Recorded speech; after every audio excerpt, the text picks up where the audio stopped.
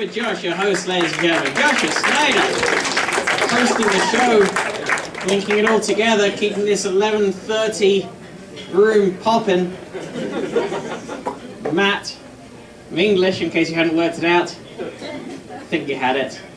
Maybe not, I get Australian a lot, because I've been here for a while and my accent's kind of slipped, and also I smile.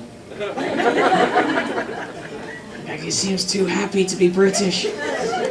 It's California, that's what it does to you. There's sunshine, you relax, your accent changes. Been here for 7 earthquakes. That's how I'm measuring time now. Earthquakes have to be the only natural disaster where afterwards you have to check online to see if it's happened. Was that a hurricane?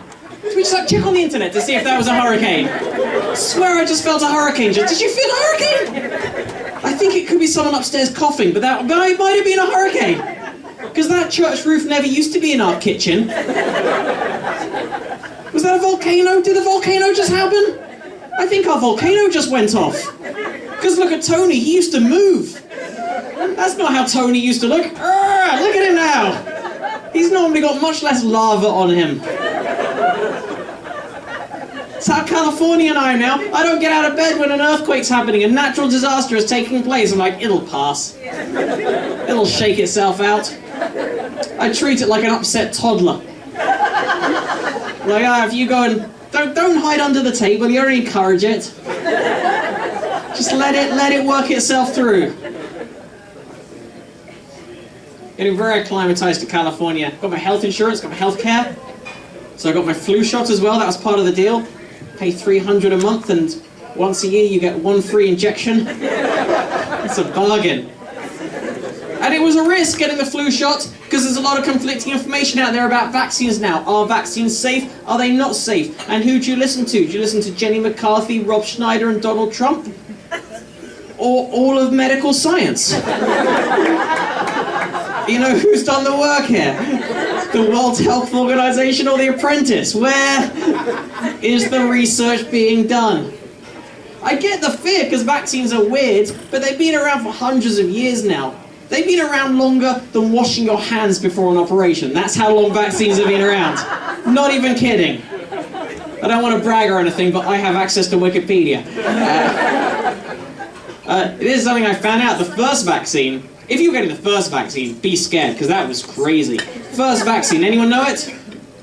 Smallpox, whoever that was over there, smallpox, correct, late 1700s, Edward Jenner. Smallpox was killing loads of people back then, except for milkmaids. And the rumour was it's because they got something called cowpox, which isn't pleasant, as you can imagine, from something called cowpox, but it doesn't kill you. And this is what Edward Jenner did in the late 1700s, and this is why science was a lot more fun in the olden days.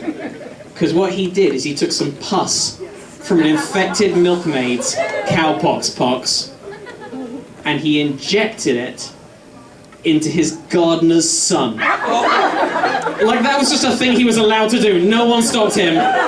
No one thought that was even strange. No one thought there was anything unusual. He just went, here's the deal. I'm rich, you're poor, I'm gonna put pus in you. And everyone's like, yep, that's fine.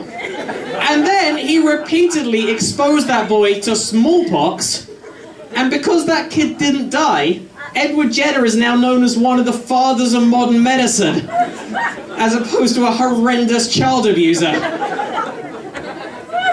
But you've got to realise, the late 1700s, this is where medicine was back then. It was only a couple of decades earlier they officially split apart the medical surgery profession and the haircutting business. Like the barber surgeon, right? That was just one dude. They went, oh, he's got sharp things. And then in the mid-1700s, someone went, hey guys, do you think these should be different jobs? They have very different skill sets, do you think? Like until then, there's no way to tell. There's no way to tell if they're good or not. You just have to go to that guy. There's no league tables, there's no online reviews. You just have to wait around outside going, well, I'm not going to go to him for my amputation. Look what a mess he just made of Muriel's perm.